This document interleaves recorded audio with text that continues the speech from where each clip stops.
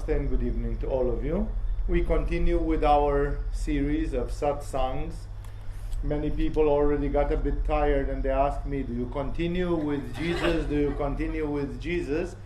It's not my fault that the Gospel of Luke is so extremely long. It's true, this series of satsangs has started last year.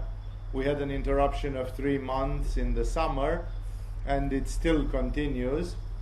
And I might interrupt it. Now I'm going to not perhaps stop this series for this month, because I have 1 month and 10 more days to do this series, and I wouldn't want to start anything new. However, if you have any subject which is utterly important for you and so on, you can write it to our administration, and I will try to see, it's not impossible for me 1 week to do another satsang of another subject.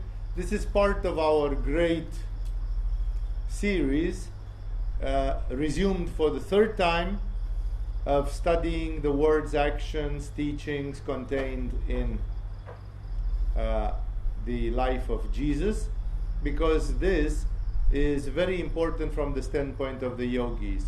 Apparently the yogis from Tibet, at some point, they considered this very important.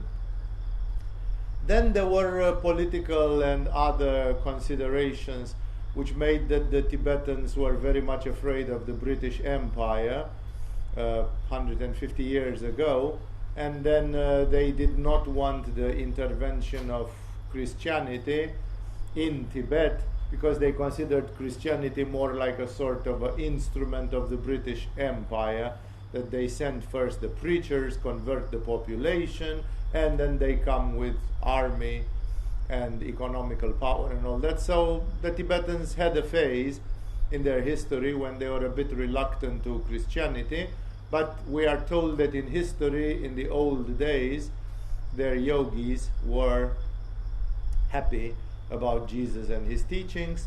The yogis from India, they had the highest admiration for Jesus, again considering him a sort of a spiritual hero, a sort of a spiritual model.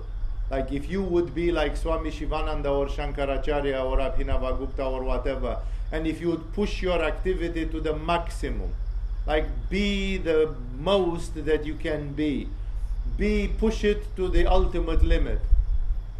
Almost every one of them realized they would do what Jesus did. They would change the world. They would push the karma of the world.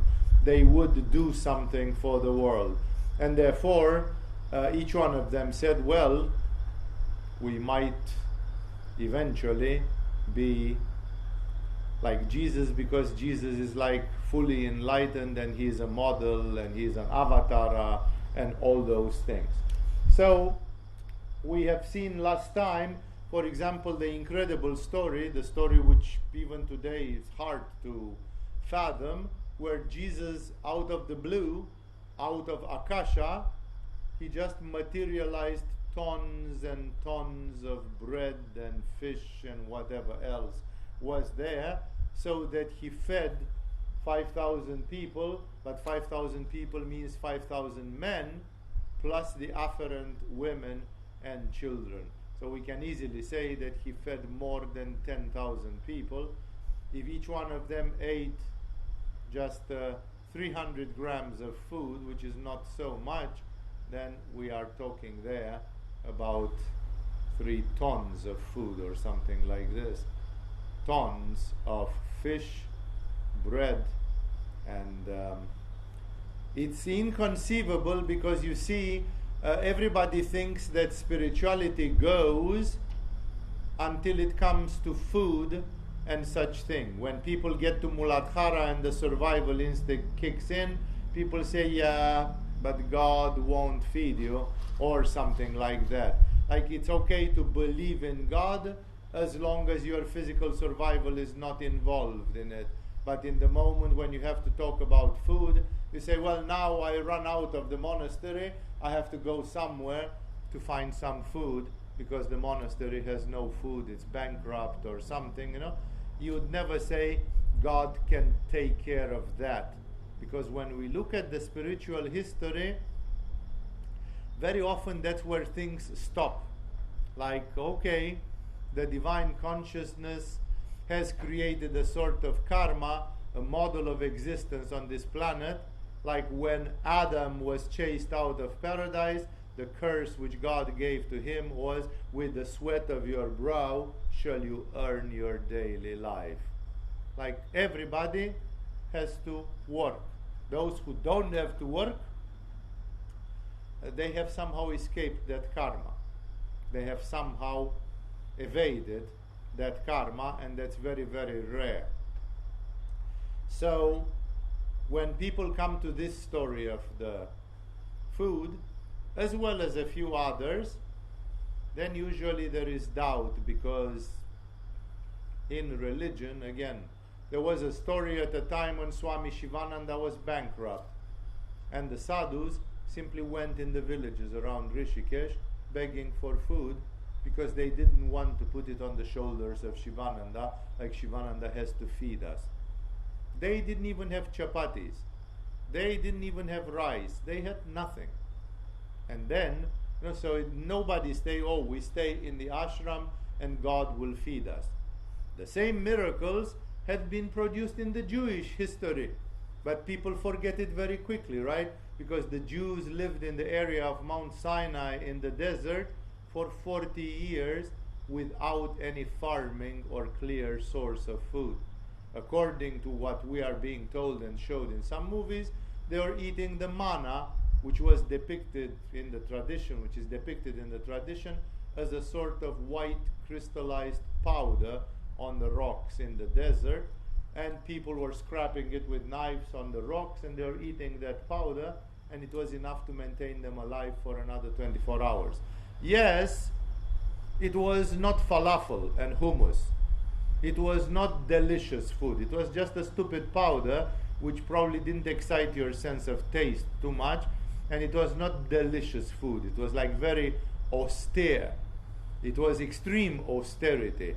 But in that extreme austerity, there still existed this feeling that if God wants to keep you alive, you live.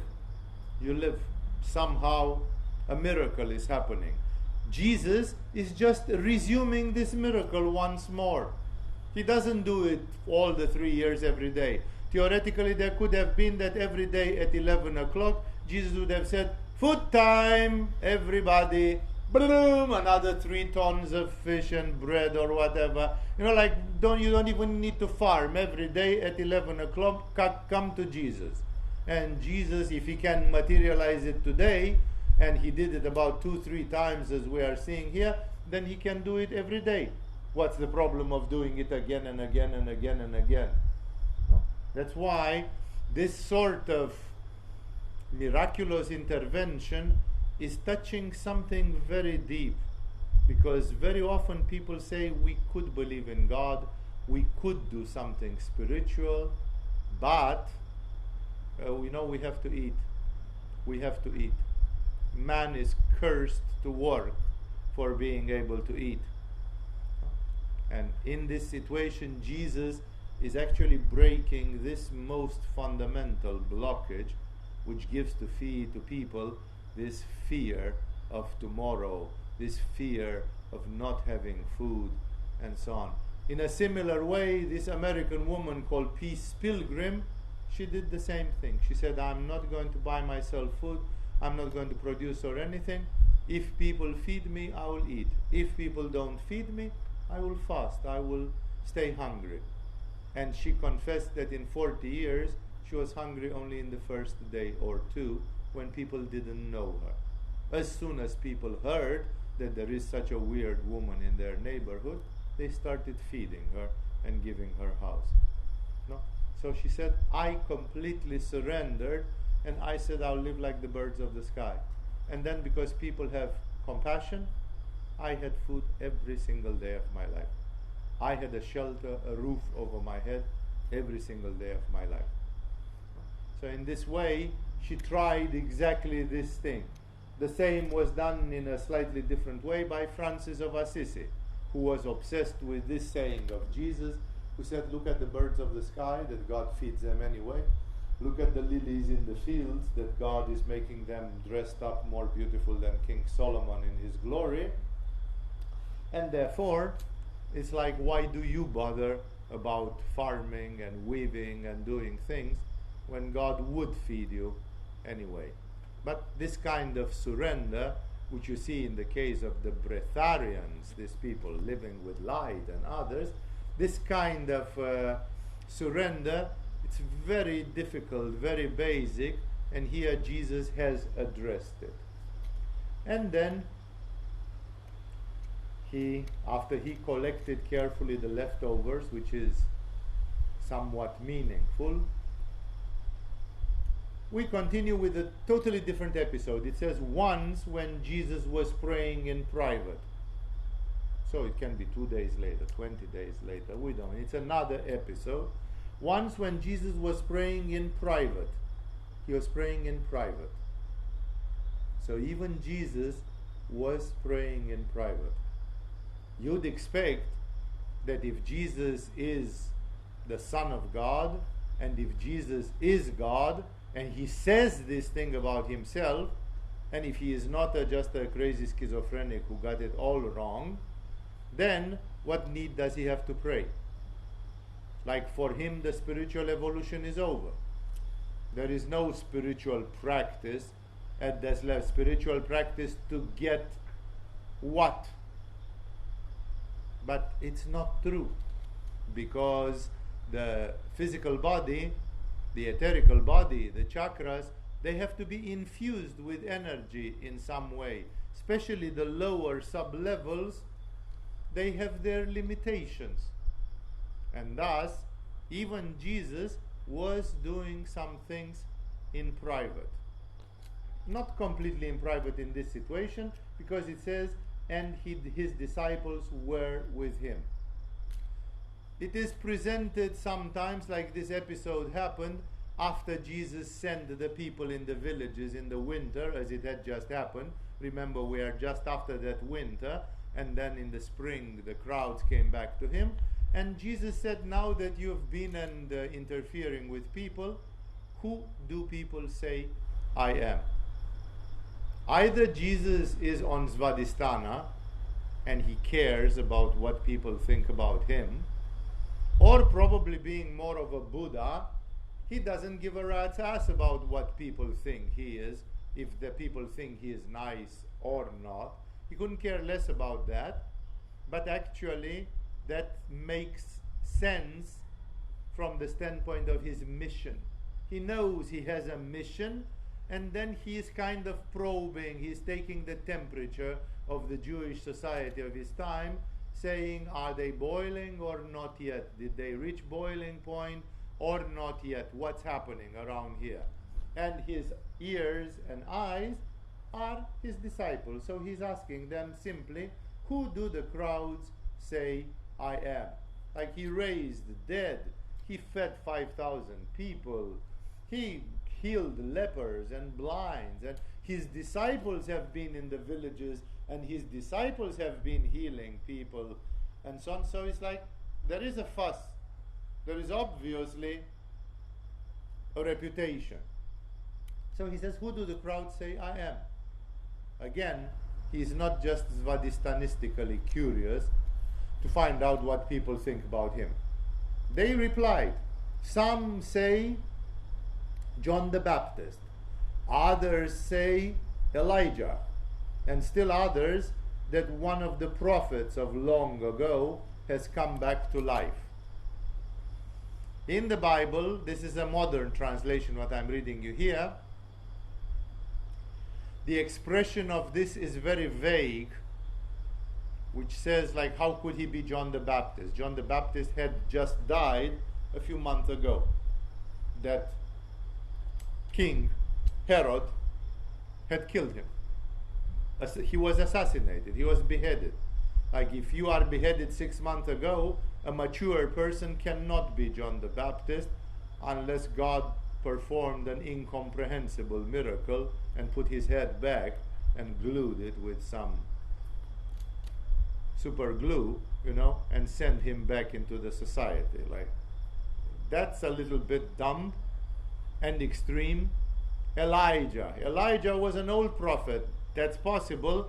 And in the Bible, when it says one of the old prophets or Elijah, this is one of the places, and it's not the only one. There are about 3-4 places in the Gospels where where Jesus or the people around tell things which sound very much like reincarnation.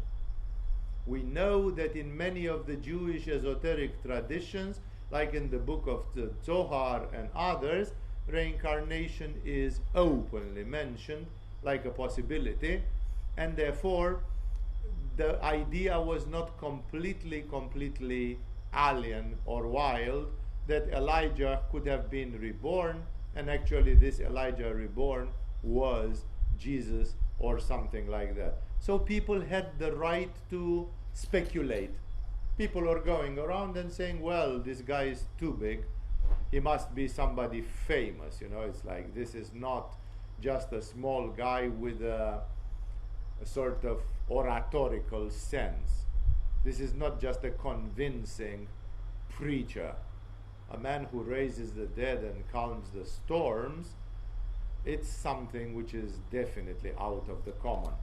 So people honestly render, and this rendering shows, it's one of the places where we see that we don't know how the Christianity got it or why they got it in such a skewed and peculiar way, because in the Hermetic tradition, as well as in the Jewish tradition, I'm talking about the old traditions, I'm not talking about Islam, which came 700 years later, I'm talking still about old and older days, reincarnation was definitely preserved as a possibility, that it could be.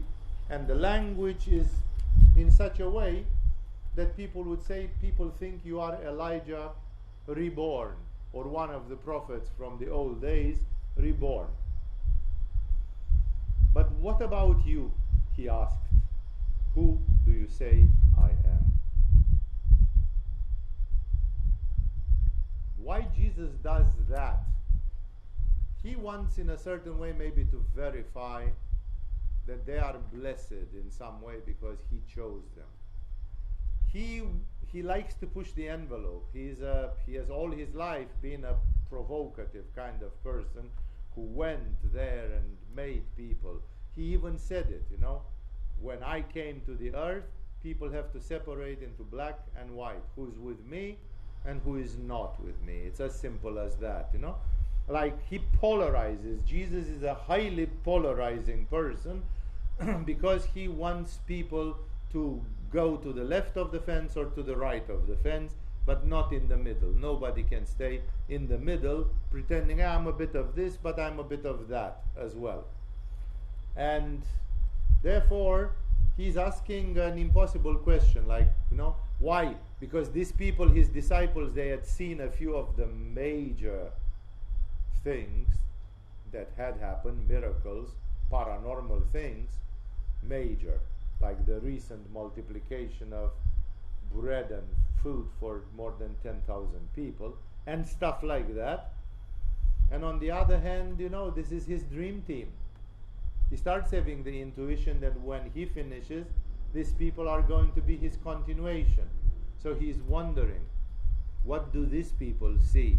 Are these people saying also that I'm the reincarnation of Elijah, or what?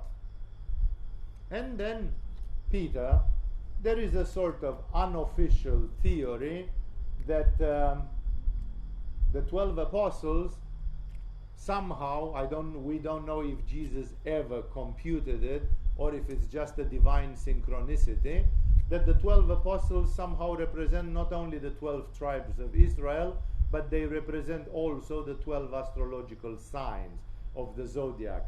For example, Thomas is called, his nickname, Thomas Didymus, which is the Greek name of the astrological sign of the Gemini. And Thomas is the most tortured by his Gemini mind. He says, I can't believe, I need to see, show me the wounds in your palms, you know. He is a bit of a Gemini, a kind of hyper-intellectualized person who needs a lot of reason to believe in some things and all that. You know? So then, according to the same tradition, Peter, who became the head of the apostles after Jesus went out of the physical body, went out of the physical world, better said. Some people believe that Peter, according to his behavior, he was an Arius, because he was one of the most fiery of the 12 apostles. He was a natural born leader, and he was always a bit impulsive, you know, like always going first and doing things. So the other apostles did not answer clearly, because it's a very difficult question. Who is this guy with whom we are spending our summers together, and in the winter we go in his name and heal the demonized people or whatever we do? Who is this guy? A great prophet, a very great prophet. What? And here Peter splashes it. This is, in a certain way, the upside of it. Generally, when you look in history, Ariuses are some of the very little talented people for spirituality. I know that there are quite a number of Ariuses in this room, and I don't want to discourage you. I just want to call your alarm signal on the fact that when you count the enlightened beings of the last 200 years, you hardly find one single Arius among them. There is a Swami, what was his name? Not Niranjanananda with N. Narayanananda, if I remember correctly, from India, who lived in Rishikesh. He moved to Denmark in the hippie years. This Swami Narayanananda had the reputation that he had reached the state of Samadhi, and he was an Arius. For the rest, when we look at astrological signs of the 30 most famous names of yogis of the 19th and 20th century, not even one single Arius. Is there a problem? No, there is not a problem. But there are a lot of factors which describe each and every astrological sign, and Ariuses do have some incredible qualifications, such as intelligence, sensitivity in the area of ajna chakra, so potentially there can come some forms of clairvoyance or some forms of exceptional insight there.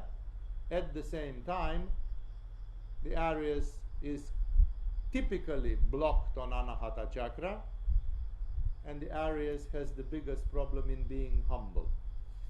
Humbleness is the biggest trouble of the Arius.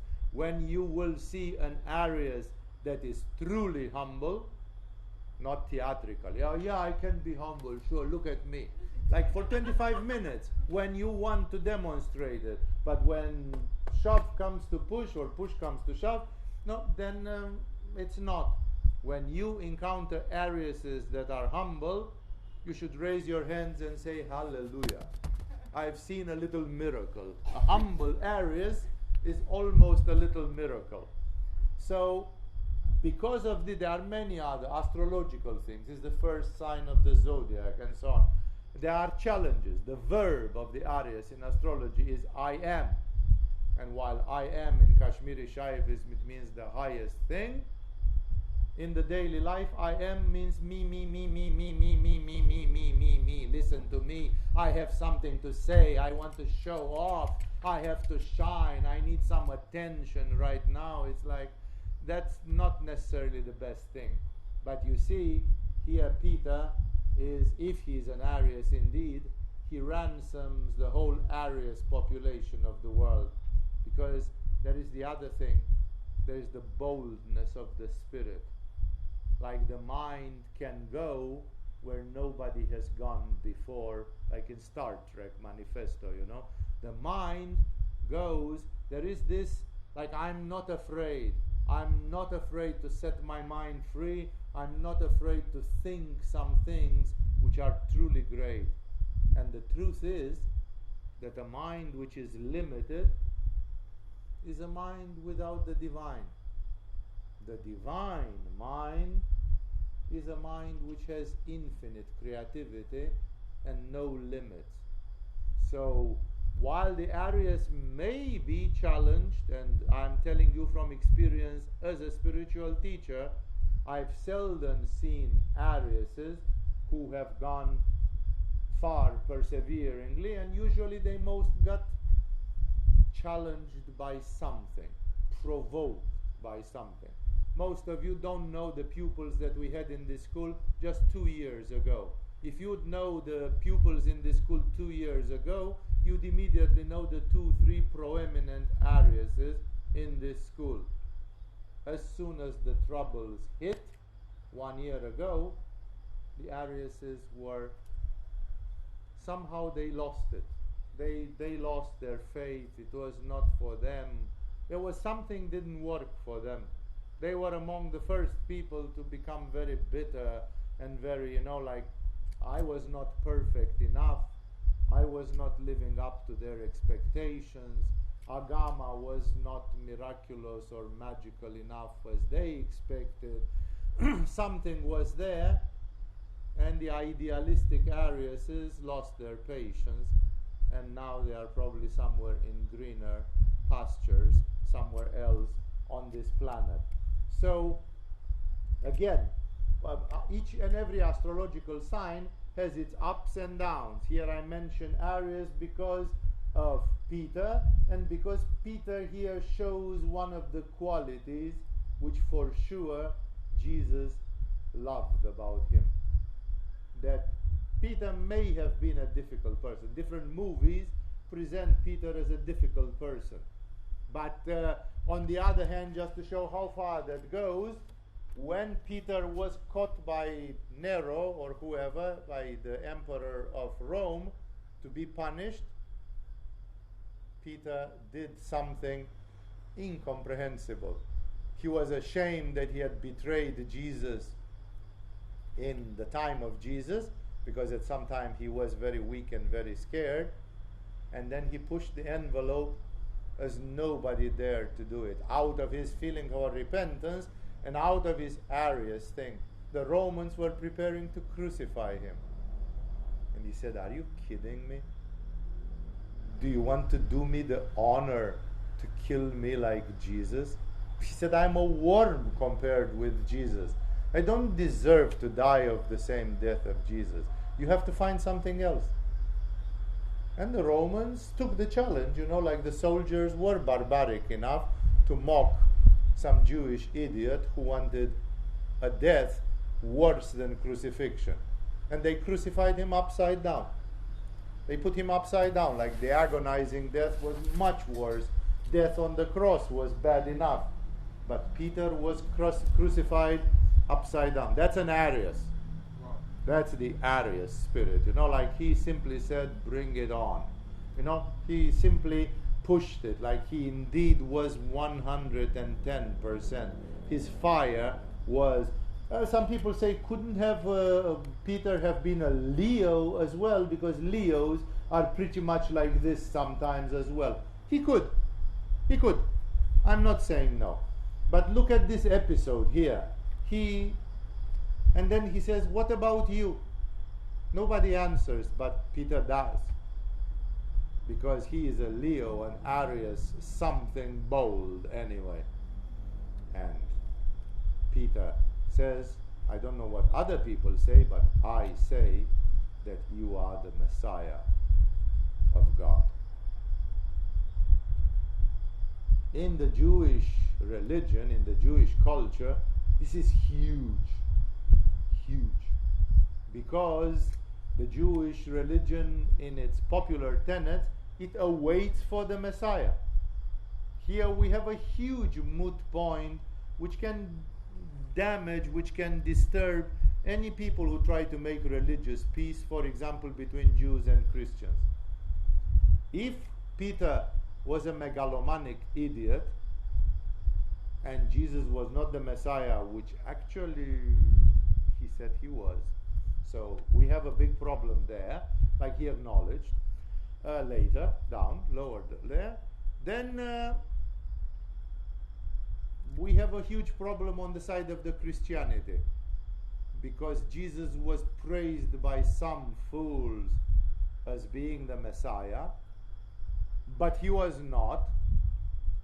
So the Jewish priests were right, and Jesus is a bit of a crazy prophet.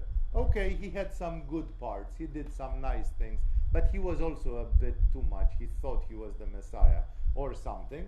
And then Christianity is built on what? On a guy who was partly deranged because he claimed he was the Messiah. And there will be no questions during satsang. Sorry, put them down in the Q&A. You can ask me the questions. And on the other hand, if Jesus was the Messiah, then the Jewish people who live now in Jerusalem or in Tel Aviv, whom are they waiting for? Because that train has passed through the railway station already. The Messiah has been there. And they kind of failed to identify him. And on the contrary, they said, well, crucify this idiot. Okay, the Romans can do the worst. They're worst, we don't care. So here, if you think logically, of course, God is not always logical, but if you think logically, here you have one of the most difficult to swallow things, because as long as Jesus says, I'm from God, I am part of God, I am an avatara, I am coming from Kashmiri Shaivism and you cannot understand, but I am Shiva, I am Shiva. As long as those things, you can kind of find a way. But if you mention the Messiah, it's simply like a finger in the eye, it's like, what are we talking about here? So I will not comment this from the standpoint of religious struggle, because I don't belong to any of those organized religions, and I'm not interested in supporting them or putting them down. I'm simply telling you this.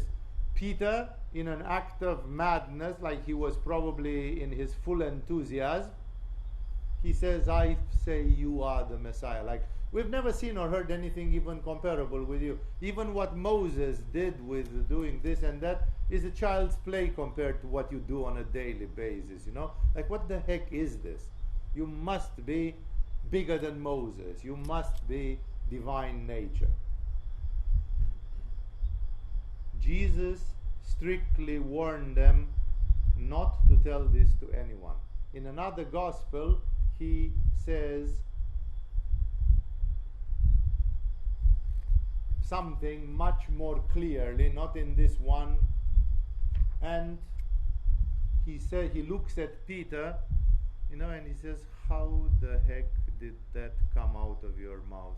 It's like, and ultimately, according to Jesus, even Peter is Shiva, right? He can see the unity, the oneness of all things.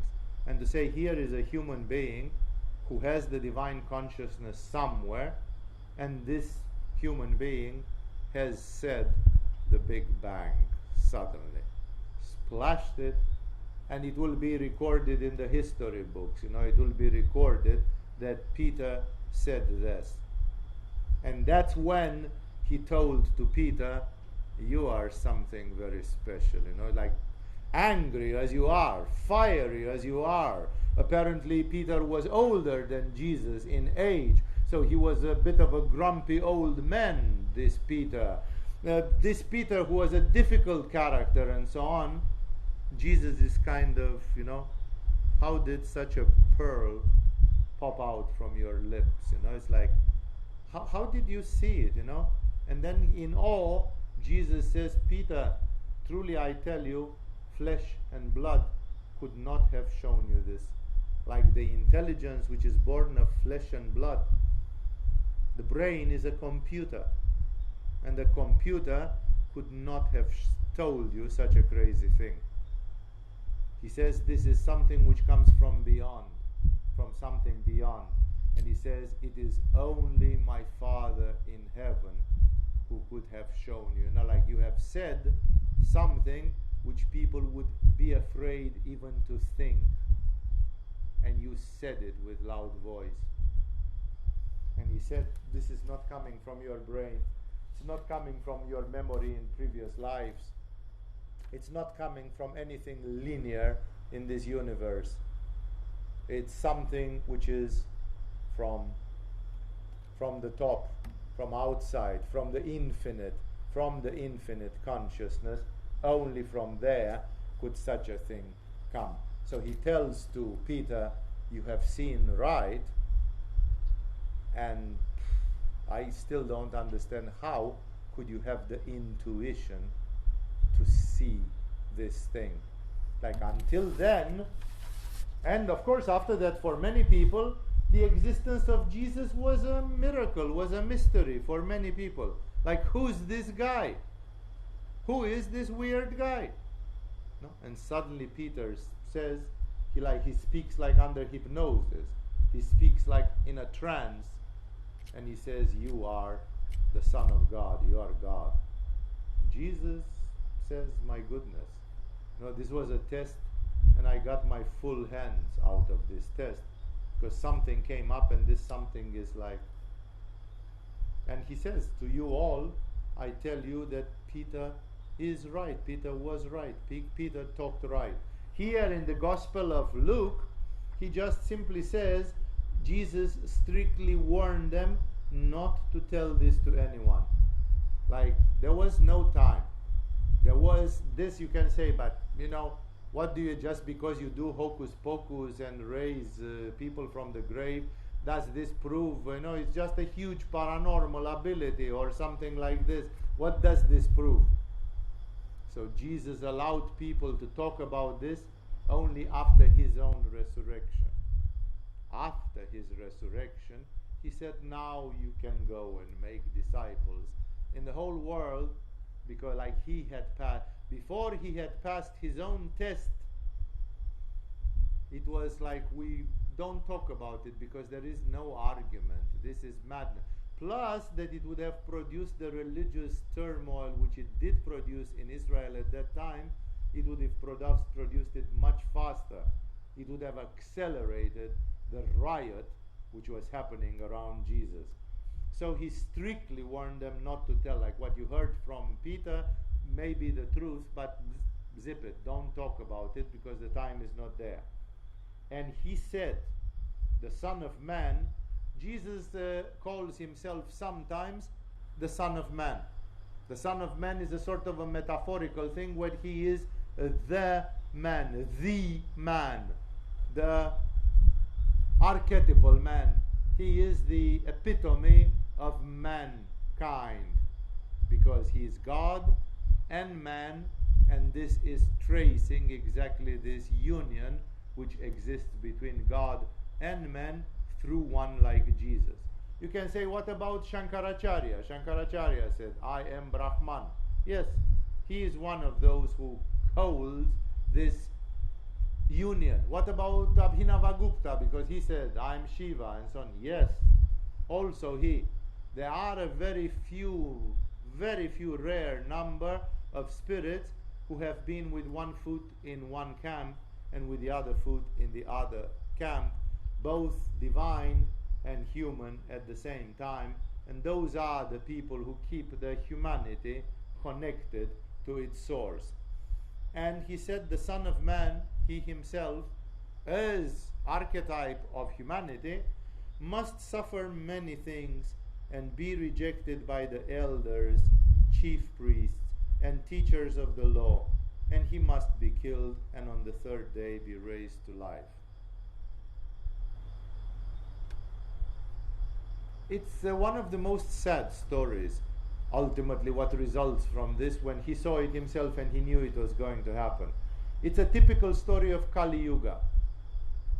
Ever since the old Jewish prophets and others, in other religions as well, about 2, 3, 4, 5,000 years ago, people started behaving badly with the saints and the prophets. It's not only in Israel. This matters for us, especially in the European culture, because Jesus is relevant, and all this Jewish, Christian, Islamic culture has more echo there than it has, for example, in Thailand, where people are not very much aware of some of these peculiarities which exist in Europe and in the Western Hemisphere. And it's a sad story, really. Imagine what would have been if Jesus would have gone to Jerusalem. He would have said, yeah, you know who I am and what I'm doing around here. There are hundreds of witnesses who can speak. If you are waiting a little bit, just watch me. More will come. More will happen, because I'm not going to stop now that I talk to you. All this grace which flows through me will continue and continue and continue. No? And therefore wait.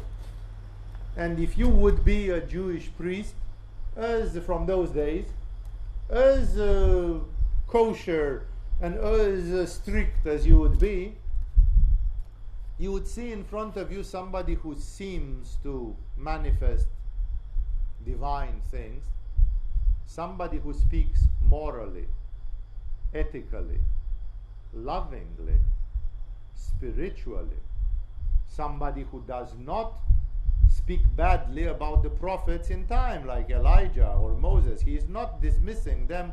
On the contrary, David and the others, he is loving them and he is respecting them.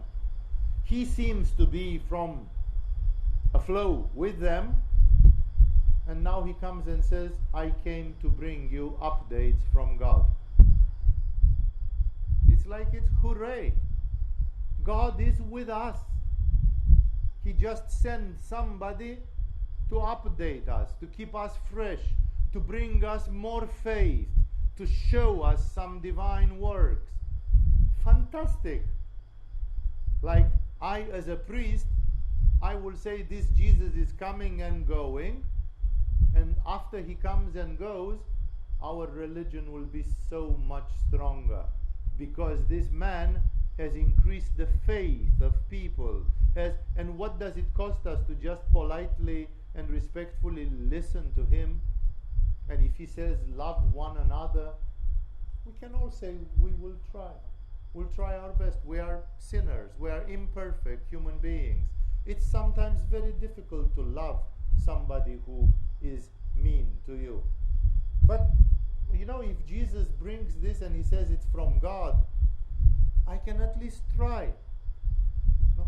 It wouldn't, when I look from outside, somebody who looks from outside would say, what would it have costed to include Jesus? To keep Jesus included in the whole caboodle, and to say, brother, we are happy for your contribution to all this. People believe more. People are more motivated. Thank you, thank you, thank you 1,000,000 times. No? But it was not to happen. He was rejected. The elders, the chief priests, the teachers, they felt provoked. They felt intimidated. They felt threatened.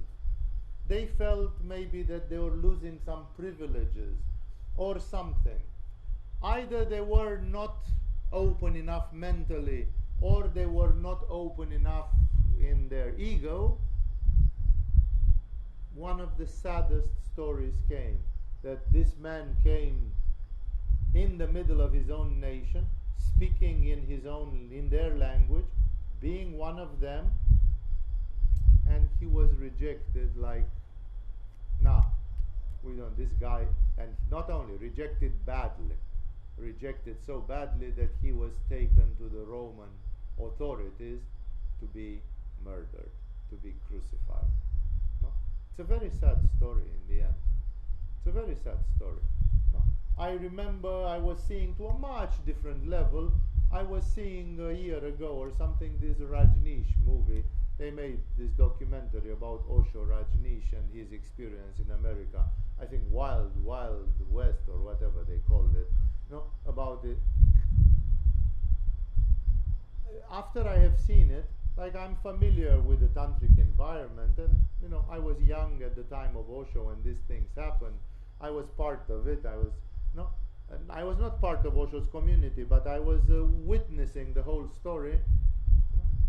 And when I saw this video a year ago, I also thought the same thing. What a sad story. Because when you look there, you see that the disciples of Osho were broken-hearted. They still loved Osho. They couldn't understand what had really happened in the end. What was all this? The people who betrayed Osho, they were trying to paint a fake image that they still loved him, and they hadn't done actually something so very wrong, like Sheila and a few others like her. The people from United States, the Oregon people, who were just a bunch of thick Americans, like really unrefined Bible Belt American people, they thought they were right. They thought that the last 20 years, 30 years, had shown clearly, see, we were right after all. Like they thought they got it right, and the whole thing had been just and in the end, you can see in the end of that documentary that nobody understood anything, and everybody still believes some weird stuff, and the whole thing is just a defeat, and from a certain standpoint. Of course, with Jesus, it's a defeat which turns into a glory, but still it's a defeat. You could have asked yourself, if you had the magic power, to put all the people in Israel in that time in favor of Jesus. And all of them should go to him and say, "Hail, Jesus, we've been waiting for you for a long, long time. We don't know if you are Messiah or just a prophet or whatever you are. Teach us, we honor you. Nobody is going to crucify you, be assured of that. So you don't have any sad mission from God or something like this. Stay here, live for 100 years and teach us. Teach about God, and from time to time raise people from the grave, heal lepers, heal the blind, continue doing your great thing. And if you get an itch in your ass and you want to go to Greece, or if you want to go to Rome to try your muscle, go, for God's sake, go with our blessing. Go and represent us and do a lot of wonderful things in this world."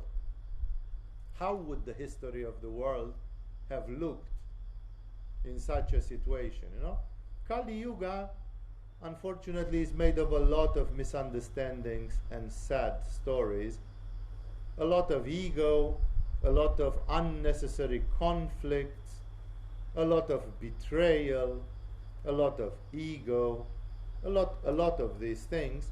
And this story of Jesus, it already starts getting those tragic aspects.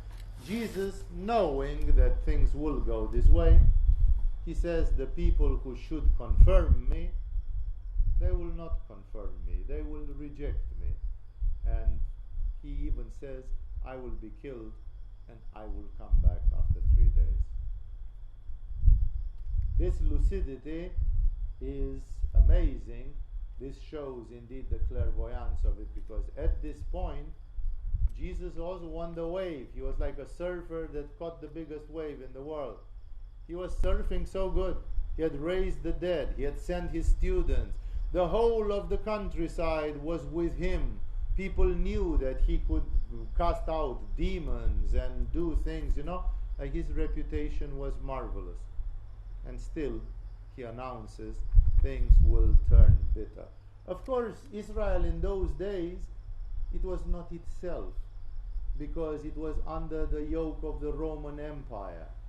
The Israelis were grumpy for not being free and independent, and they had these political issues to solve, and therefore there was a lot of corruption, because half of the Israeli officials, they were nothing but collaborators. They were collaborating with the Roman Empire, because if they wouldn't collaborate, they would die, they would be crushed. And in this way, the atmosphere was difficult in those days, and the coming of Jesus was simply too much. And also in Kali Yuga, we don't have many stories with happy end when it comes. Remember, even Milarepa in Tibet, Milarepa is a man who stayed in the mountains for 40 years, out of which 30 strictly alone. And somebody poisoned him, in case you don't remember. Milarepa died while being poisoned by a jealous villager. Like, how can a Tibetan villager be so jealous on another human being as to feed him with a deadly poison? How much of an imbecile do you have to be? Not to mention, how much do you have to be an idiot not to be afraid that this guy may have some paranormal powers for which the poison is just a joke, and that he will be able to deal with it. Rasputin dealt with huge amounts of terrible poison. There is a yogi who was measured in the 1950s or 60s by French doctor Thérèse Brosse, who was poisoned with potassium cyanide, and it came out in his stool. It went through his stomach just like this. It didn't poison him. No? Like, we are talking not about Jesus or Milarepa. We're talking about a guy whose name I can't even remember. No? And like, how wouldn't you... But see how blinded do you have to be by hate. How much the devil must rule over your mind that you would poison Milarepa. Like, you have to be rabid. You have to be a rabid dog. There were people who tried to assassinate Buddha 3 times. There were 3 separate attempts of assassination on Buddha himself. Like, Buddha? For God's sake, Buddha, are you crazy? Buddha was one of the most peace-promoting persons in this planet, you know. And that was happening in India, in Nepal. No? And if in India and Nepal somebody tries to assassinate Buddha, Kali Yuga, this is the misery of Kali Yuga. This is the time in which we think, in which we live. And he said to them all, and then he decides a certain, here he describes a philosophy. And it's a philosophy which unfortunately often happens in Kali Yuga. He said, if anyone would come after me, and remember, he talks in the name of God, so the same thing would be, I don't know, if you follow Guru Nanak in India or Abhinavagupta, if anyone would come after me, would mean somebody going into spirituality big time, he must deny himself and take up his cross daily and follow me. Remember, he didn't know anything about crucifixion, and he already talks about carrying a cross. He says, if anyone would come after me, he must deny himself. Deny himself. Like, no ego. No ego. Now then you cannot live for yourself.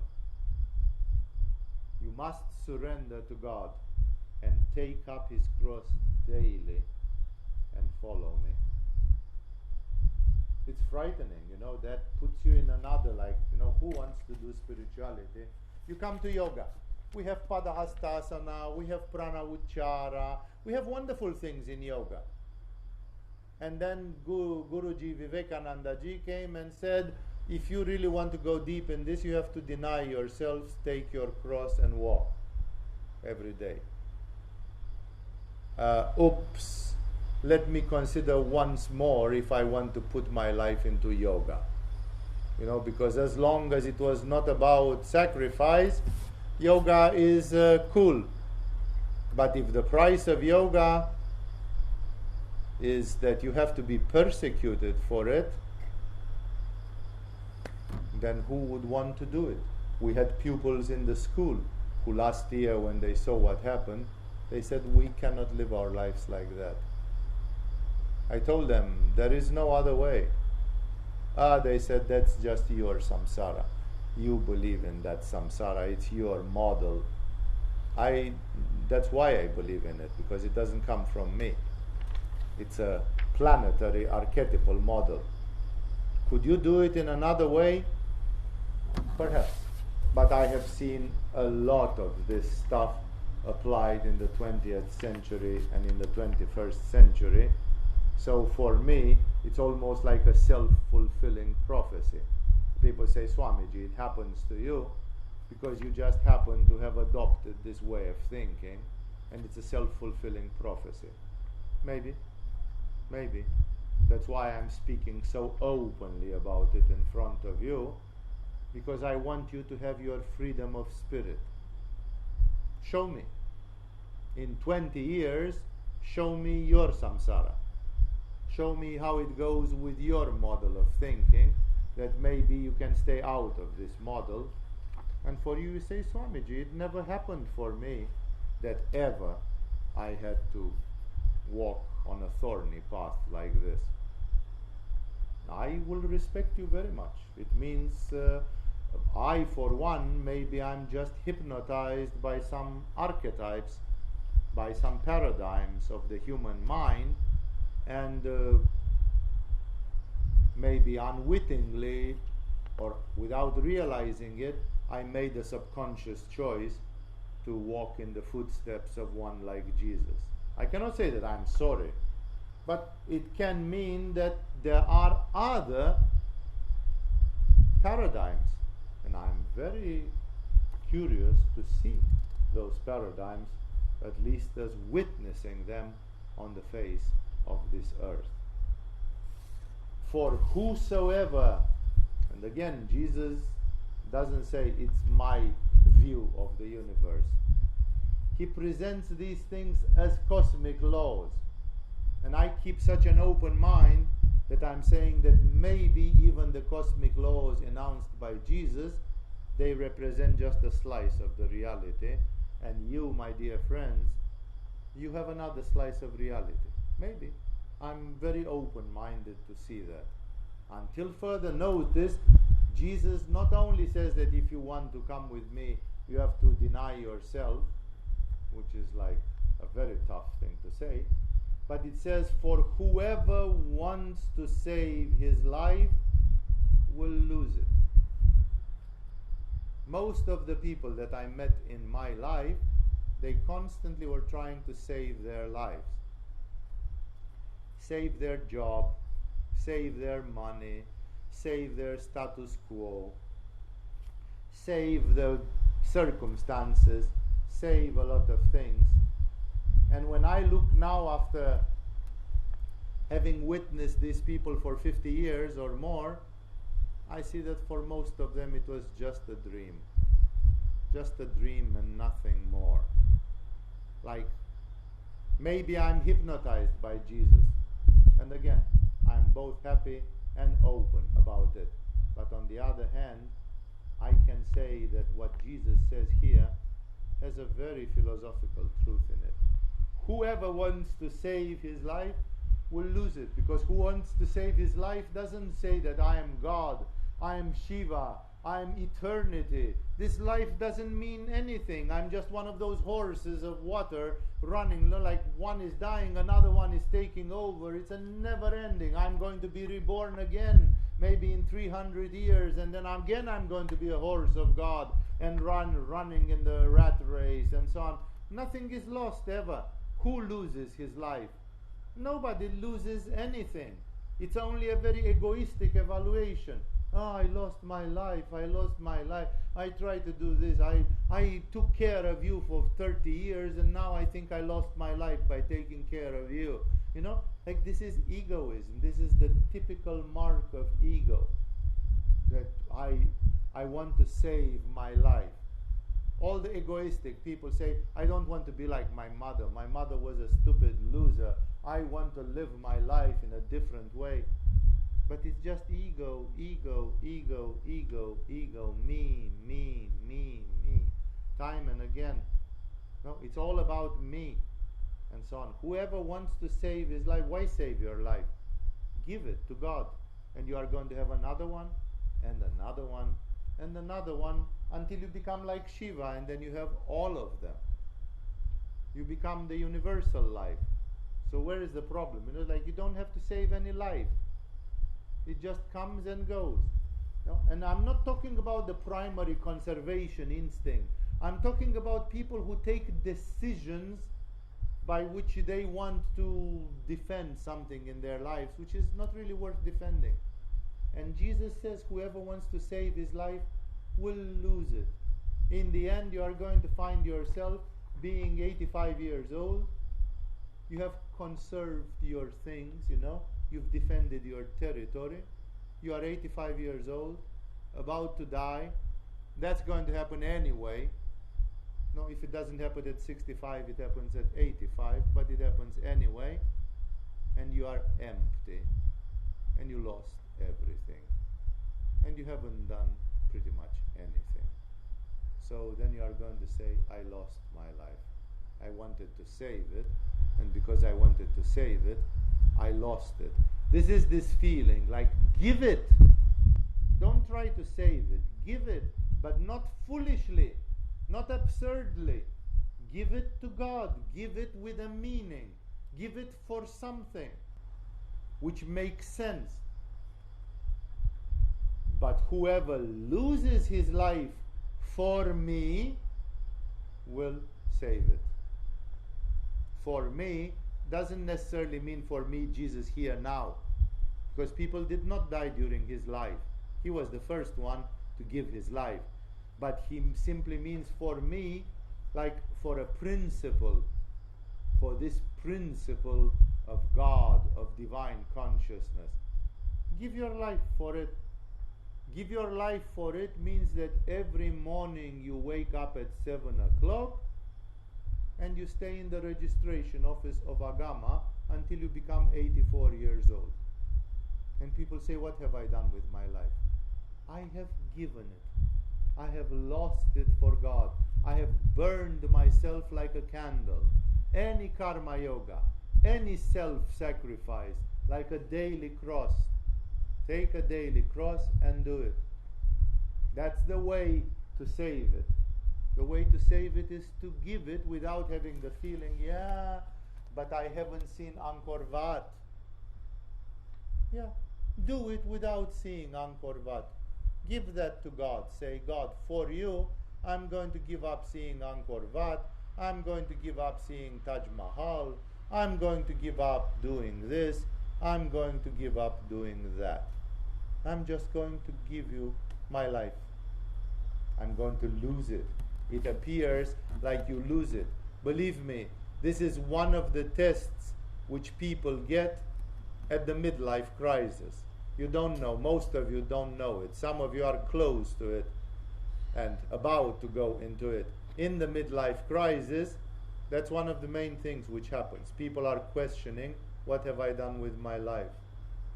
And many people fall into this trap of, in the midlife crisis, becoming more selfish. Instead of more selfless, they become more selfish. They say, I'm already 50 years old, I have a few years to live, I haven't seen Angkor Wat, I want to have some fun. But the purpose of life is not for you to see Angkor Wat and to have fun. That's not why we are born on the face of this earth. People, when they see that life is flowing through their fingers, they feel like tightening up and saying, oh, whoops, I question. Did I lose my life? I think I lost my life. People say, I did too much sex, I ran too much after the money, I listened too much to my mother or father, I did too much of this, I did too much of that, and consequently I lost my life. That's not true. It's never lost. The guy who started the Hare Krishna movement, he started it at the age of 65. He worked in the Indian Railroad until 60. And then at the age of 65, he took a boat to New York. Bhaktivedanta, he took a boat to New York. He sat on the Fifth Avenue with his harmonium and he started singing Hare Krishna, Hare Krishna. It was the 60s, of course. He got the right moment. He went there and he started Hare Rama, Hare Rama.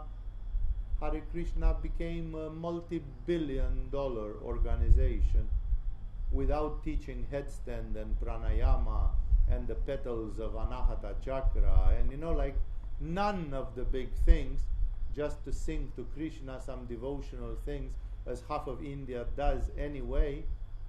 And it became, he started at 65. Until 65 he was a nobody in India, that fellow. So it's never too late. It's never, you never lost your life. You can always say, I lost it, but now I'm going to gain it. I'm going to do something beautiful, amazing. Now I'm going to be selfless. Indeed. And he says the same thing which Matthew renders in his gospel, because he says, not only whoever loses his life for me will save it. Like, I'm a monk, I'm in a monastery, I'm 70 years old, I'm preparing for death, and like, what have I done? I didn't write books about Jesus, I didn't do lectures, I'm not even the abbot of the monastery. There are a few monks which are very famous and people say they are enlightened, and I am just a loser, a Mr. Nobody, and have to wake up every morning at 5:30 and go to the morning mass and chant for Jesus. It's like I lost my life for Jesus. And my mind says, if you would have fucked 10 pretty girls, wouldn't you have had a much more fun life? You sit in this monastery and you are not flying through the air. You are not raising the dead. You have never performed a miracle. You don't even see God or feel God. You just pray to God. Isn't that you lost your life? Jesus wants you to do that. That's one of the tests. He simply says, you have to lose your life for me. Like, you have to be able to go until the absurd limits and still don't give up. Still don't give up. He says, whoever will lose his life for me will save it. And then he says that great sentence which some of you have heard. What good is it for a man to gain the whole world and yet lose or forfeit his very soul? No, this is the thing. People are constantly trying to get things. They try to beat the stock exchange. They try to invent. They try to see their face on internet, in television, wherever. People are going for name, fame, wealth, beauty, and other things. And Jesus says, what good is it for a man to gain the whole world? You are Bill Gates. Now he is not even the richest man in the world. You are Bezos. This guy from Amazon has become the richest. Warren Buffett. You are one of the giants. And Jesus says, what good is it for you to do this if and yet lose your soul? Like, did Bill Gates lose his soul? He stole Windows. He stole from the operating system of Apple to make the new type of Windows. Like many people say in the world of programming and this, that he's a devil, that he's an asshole, that he's a thief, that he is a person without...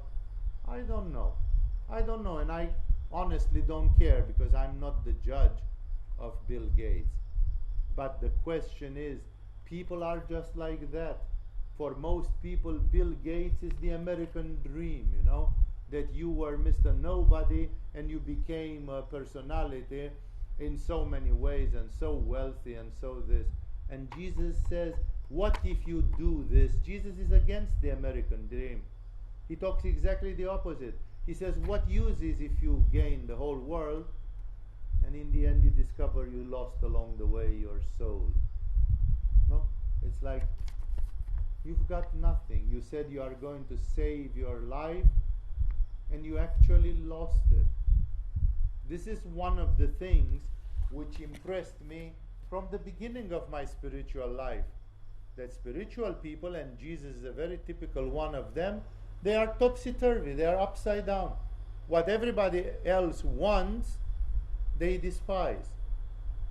And what people despise, the spiritual people consider great. It's like Krishna says in Bhagavad Gita, when it is night time for the rest of the world, the yogi is awake. And when the yogi sleeps, the whole world is minding its business. No? It's like upside down, completely interested in something else. That's why Ramakrishna asked Bhairavi Brahmani, his female guru, he said, "Mother, am I crazy? Because the whole world is interested exactly in the opposite of what I am interested." That's why I said, very few people have this madness. I see gurus, teachers in this world, and instead of advising their students to be upside down, to go against the world, which Jesus literally says at some point, they advise people to conform. I've seen Indian gurus who advise people to take psychotherapy, to be nice, to get married, to have a couple of kids. I don't have anything against getting married and having kids. I'm the result of a marriage and having kids. So it's not that I'm against it. But people who do spirituality, they have a strange virus in their heads which makes them go against the grain, which makes them want to be against. Those who want to save their lives, they will actually lose it. And those who lose their lives for me, they are the ones who will save it. What good is it for you to gain the whole world and yet lose or forfeit his very self? In the wonderful Manipuristic book called Shogun by James Clavell, it's a hypothetical, these are not, but it respects the Japanese mentality very, very well. One of the characters in Shogun, they are all of them big feudal lords, and potentially each one of them has the dream that they are going to be the next shogun of Japan. And one of them says, "What will you give so that you can be shogun for one day?" And the guy says, "I would give the lives of everybody in my family, including mine, except my son, so that my son can continue being the next." Like he doesn't want to do it for nothing. One day is too little. So he said, "I would give the life of every member of my family, including myself. I would give the life of all my vassals," which means like 10 million people who are living in his provinces. He would kill them all. He would execute them with his own hand, just to be shogun one day. Because that's what everybody was dreaming in that environment. Power, power, power, power. And Jesus says, what's the use? What good is it to gain the whole world, to be shogun for a day, if in that process you lose your soul? This is the human madness, that we are moved by desire, by egoism, and we lose perspective. We are ready to kill the whole of Japan so that you can be shogun for one day, just for that greatness. There are others who, say the same thing. They say it's better to rule in hell than to serve in paradise. I think it's Machiavelli or one of those guys. But Paramahamsa Yogananda, who is a yogi, he says exactly the other way around. He says, "Oh God, please offer me the most humble place in your kingdom. Like, let me be in the kingdom of God in a corner. I will be the last servant. I'll be sweeping the alleys. Give me the most humble place, but in the kingdom of God." The other guy, who is a Manipuristic schizophrenic, he says, "It's better to rule in hell than to be humbled in paradise. Better to be shogun one day and kill the whole world for it, so that you can feel that you have lived a life." This is exactly the opposite of Jesus. This is exactly the conflict between a big Manipura and a big ego, and what Jesus is offering. Jesus says you better go humble in the kingdom of God. So much better, so much healthier for your soul. And thus, this statement is, I remember I have seen it, there is a movie called Caligula, which is a rather horrendous movie about the cruelty and the madness of the time of Caligula and of his personality, and it starts exactly with this quote from the Gospel. It says, what good is it for a man to gain the whole world like Caligula? He was the emperor of the Roman Empire at the time of its greatest expansion, and yet lose your soul in the process. In the end, you lost your life, you lost everything. It's empty. And he says something formidable. Because like he says, see, spirituality is upside down. Spirituality is not what people tell you, the American success or whatever, the American dream. It's not.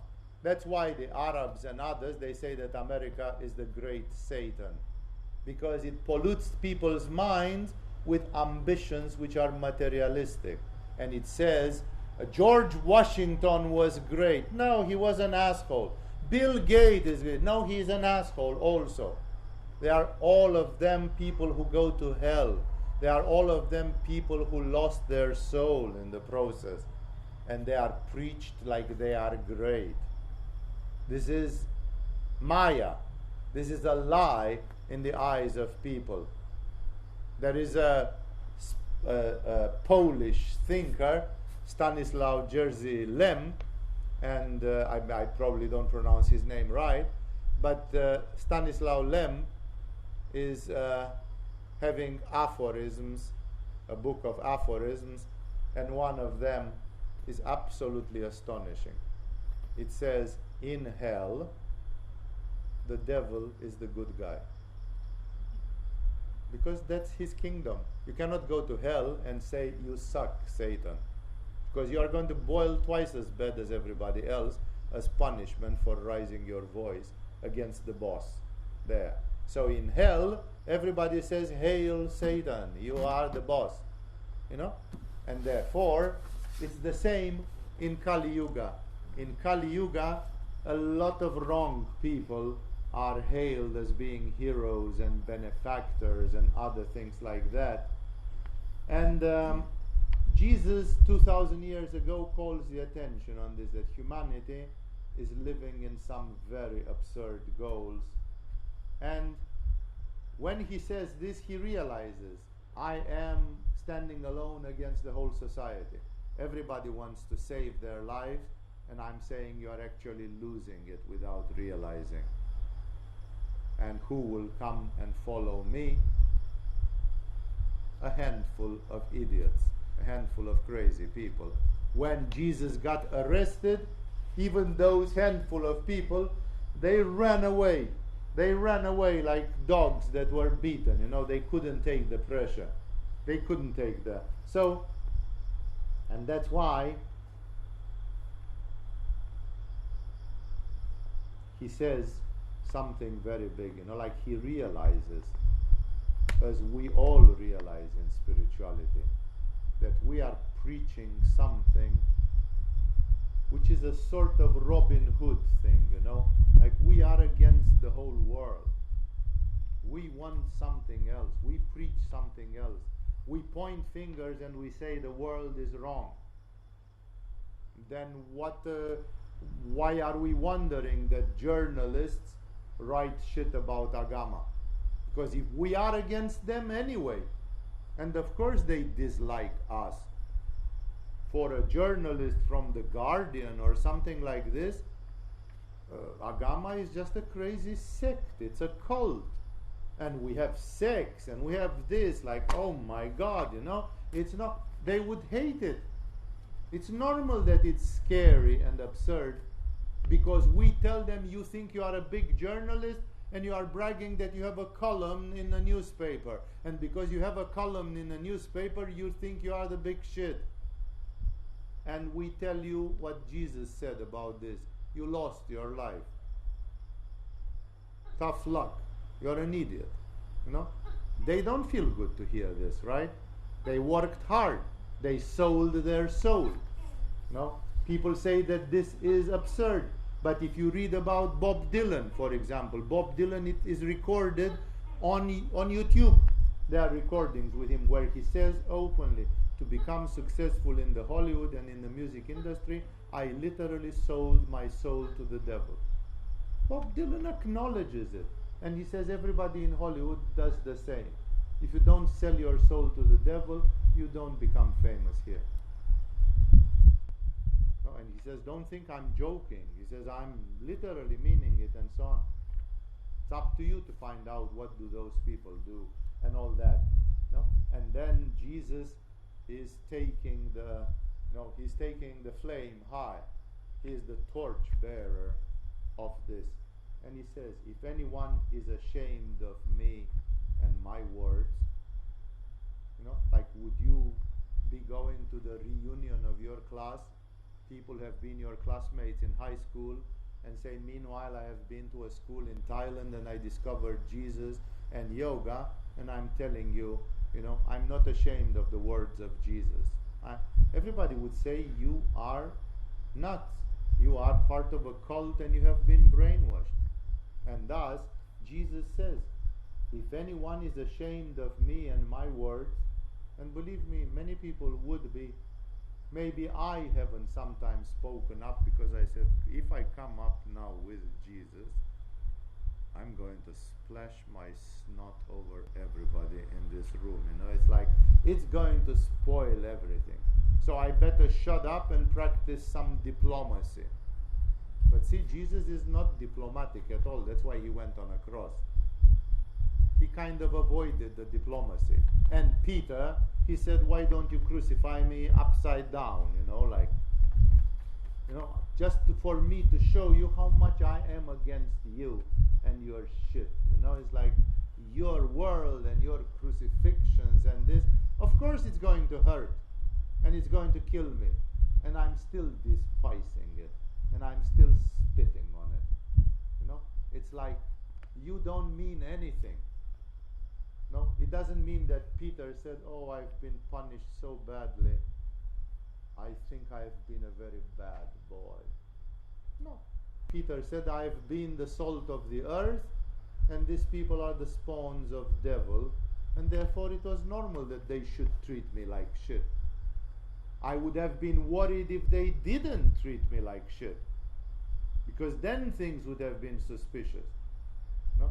So it's the same thing with our example, It's like a lot of negative energy is there, but because we try to teach the yoga authentic, not gymnastics, not bullshit, not psychotherapy substituting yoga, not like yoga, the yoga of the chakras and of the yogis and of the principles of yoga. And therefore Jesus is talking to a very high voice to you. And he says, if anyone is ashamed of me and my words, the Son of Man will be ashamed of him when he comes in his glory and in the glory of the Father and of the holy angels. Like he says, I know I'm right. And I know in the end the justice will be shown. And then unfortunately it's going to be a bit late. No, because he simply says it's just fair. We are going to use the wisdom of mirroring, as the Tibetans call it. You are ashamed with me? I am not speaking for you. It's just fair. You are spitting on me? I am neutral to you. So when the day will come, because metaphorically the day will come for everybody, Jesus is not talking about necessarily about a term in the history of the planet. That can also be right. But everybody has their own meeting with the guardian angel when they die. When you die and leave your body, then you analyze your life. And when you analyze your life, you say, Jesus, can you help me? Like, have you been ashamed with me and my words? Then I have nothing to say for you. I will not speak against you, but I will not speak for you as well. I'm just going to be neutral and watch you, managing your way. No, you've been ashamed with me. So he says, if he's ashamed with me and my words, the Son of Man will be ashamed of him when he comes in glory and in the glory of the Father and of the holy angels. Here, there is a bit of a tone in Jesus which is fair, and this is a bit of Jewish justice. Like suddenly, there is not this hippie forgiveness, Oh, if they fuck us in the ass, we'll forgive them. If they steal our money, we'll forgive them again. If they get nasty, we'll forgive them again and again. 70 times 7. But at some point it's over. There is a time when it's over. And that time when it's over is when the line is drawn and the accounts are made. There is such a time. Because justice is a divine principle. God also has justice. God is full of love. God is full of forgiveness. But as the Jews notice on Manipura, from the time of Moses and others, there is also this righteous part of God, which is about justice. So Jesus says, it's nothing else but Jewish justice. That if you spit in my direction, I'm not going to kiss in your direction, It's like it's just fair. Make your choice, and when you make choice, you have to live with the consequences of those choices.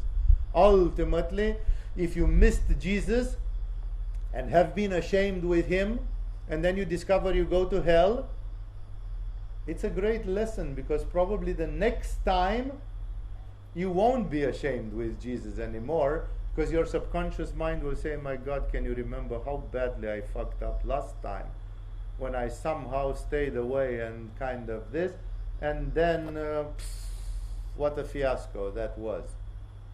And that's why Jesus is right. It seems like he lost his mercy. But remember, in the divine, there is a fine line, and justice must also exist. It's not for nothing. The wisdom of Jesus is to know where one stops and where the other one starts. Where is the limit between those? And that's why he says, you know what? I make you a sweet deal. If you are ashamed with me, I agree to be neutral about you. Like I will also be ashamed about you. You will not hear a word from me for you. The angels say, Lord Jesus, by the way, we have here a guy who might have been in your area of interest. And Jesus says, I don't know. Never seen him. Never know. Like I have nothing to say for this guy. It's a big bummer. It's a big bummer. And therefore, he is right. Like human beings, from the standpoint of their soul, they have to make a choice.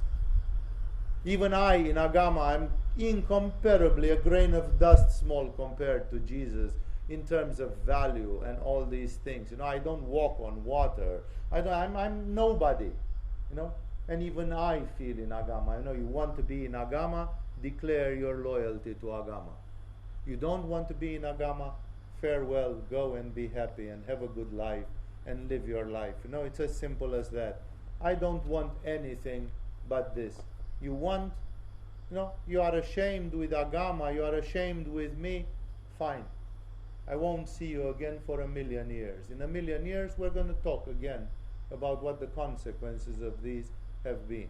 It's as simple as that. So that's why, and he assures them, he tells them an amazing thing in the end of this paragraph, which will be the end of what I say here. He says, I tell you the truth. This is a Jewish formulation.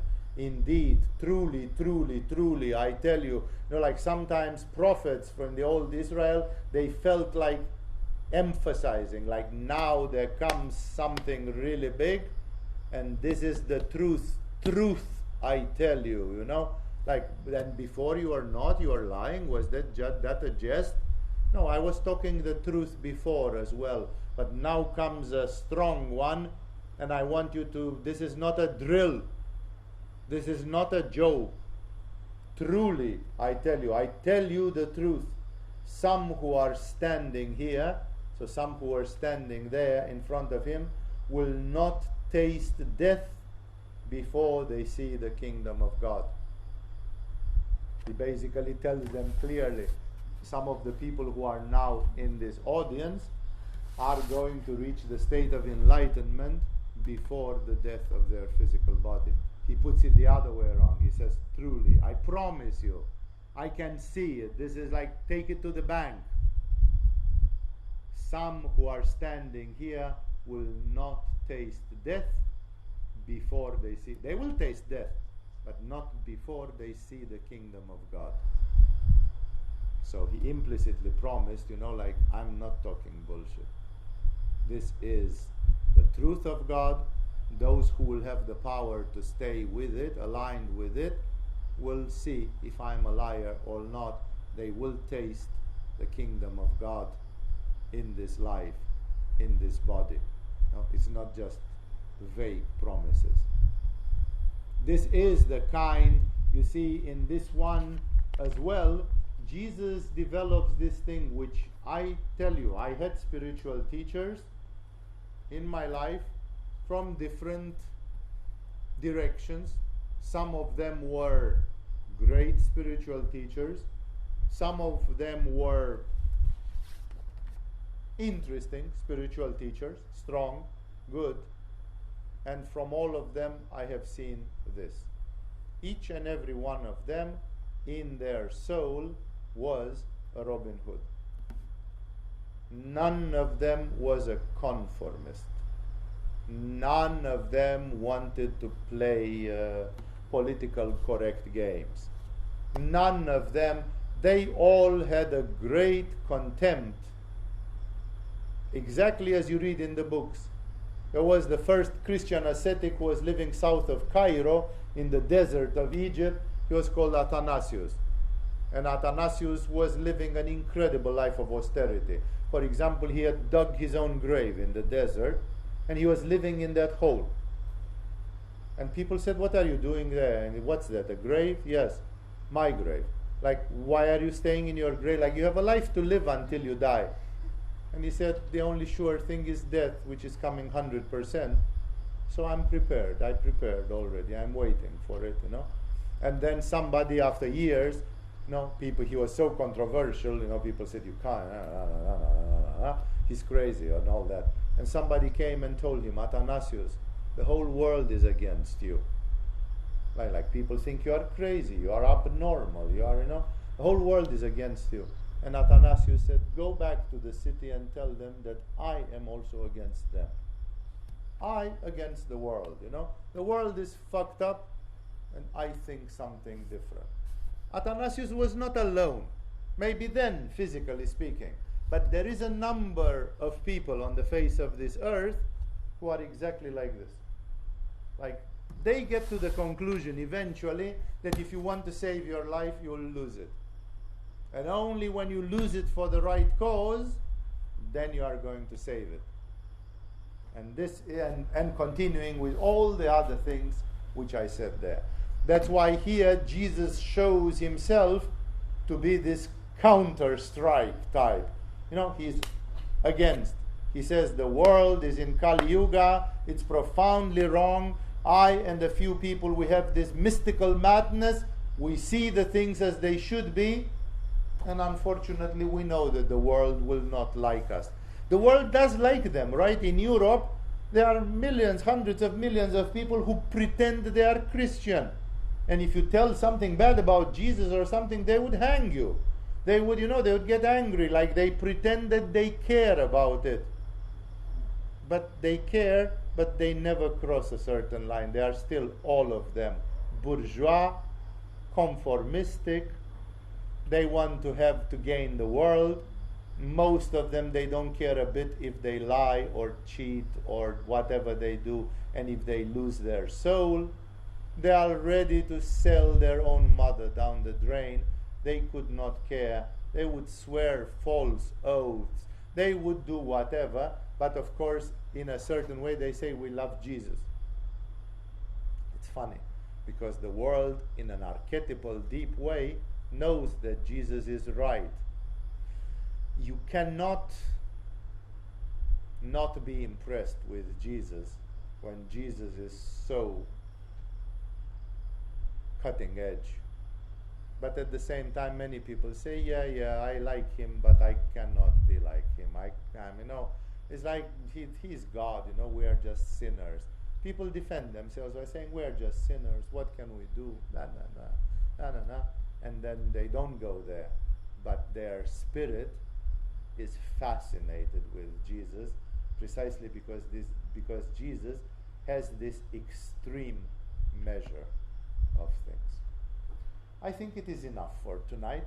Thank you all for joining tonight. Remember, this is a satsang. Whenever you have questions, you write them down. You come to questions and answers, or other sessions where you can have your questions. I'm very happy to answer questions, but I never want to lose my continuity. I want to speak freely in the satsang so that I express directly some of these states of consciousness. With this, we have finished for tonight. Again, if you feel that until the end of August you have a big emergency or something for a subject in the satsang, make it known to me via our administration people.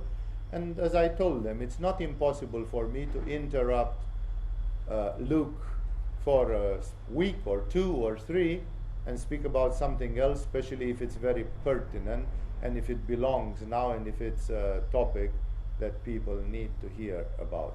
But I have pledged myself to speak about the things of Jesus, and lo, it has taken 1.5 years already, and I'm continuing with it. I don't have any problem with that. I love Jesus and his Robin Hood message. I love this Robin Hood thing. I love because I myself don't feel okay about the world. I am on the same page as these crazy people have been. And that's why, for me, it's just a wonderful way of preaching a message which is perennial and which is coming from the highest levels of consciousness. Again, once more, with this we have finished. Thank you for resisting for all this. I'll see you in the next days and weeks here in the activities in Adana. With this we have finished.